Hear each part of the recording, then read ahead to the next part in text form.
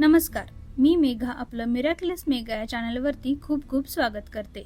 तर आज आहे ना आठवडी बाजार होता आणि घरामध्ये पूर्ण भाजी संपलेली होती.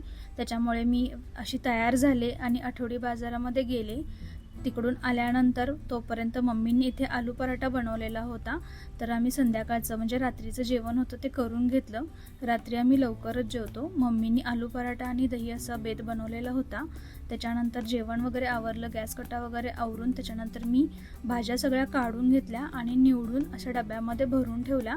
जितक्या जमतील तितक्या भाज्या मी निवडून ठेवल्या, म्हणजे कसं आठवडाभर त्रास होत नाही, पटापट जेवण बनवता येतं जर निवडलेल्या भाज्या असतील तर. म्हणून अशा डब्यामध्ये सगळ्या पॅक करून ठेवल्या. त्याच्यानंतर दुसऱ्या दिवशी मला ना काल पाथरीची भाजी मिळाली होती, फ्रेशमध्ये होती, त्याच्यामुळे मी ती घेऊन आले.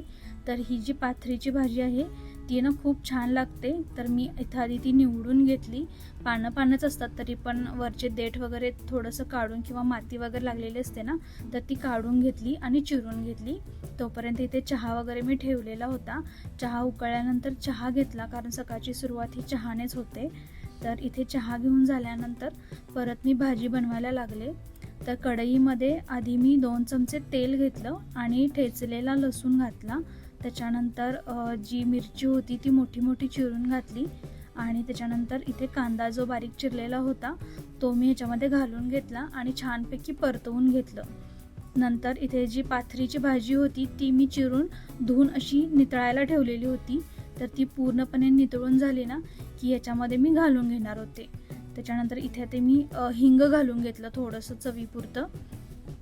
हिंग घातल्यानंतर ही जी भाजी होती ती मी ह्याच्यामध्ये घालून घेणार होते.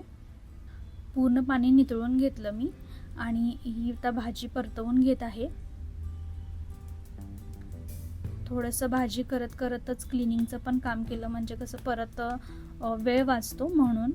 त्याच्यानंतर आता भाजी परतवून झाली की चवीपुरतं मीठ घातलं आणि म्हणजे मागच्या गॅसवरती मंद आचेवरती आहे ना मी झाकण लावून ह्याला शिजू दिलं. तर अशा पद्धतीने ही भाजी शिजलेली होती.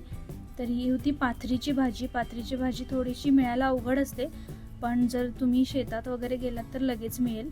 पण काल मला बाजारामध्ये मिळालेली एकदम फ्रेश होती. एक आजोबा घेऊन बसलेले होते. ही पाथरीची भाजी आणि अजून एक त्यांनी शेपूची मिक्स अशी भाजी तीसुद्धा आणलेली होती. तर मी दोन्ही भाज्या घेतल्या आणि फक्त 10 रुपयाला होती, तर ती मी घेतली.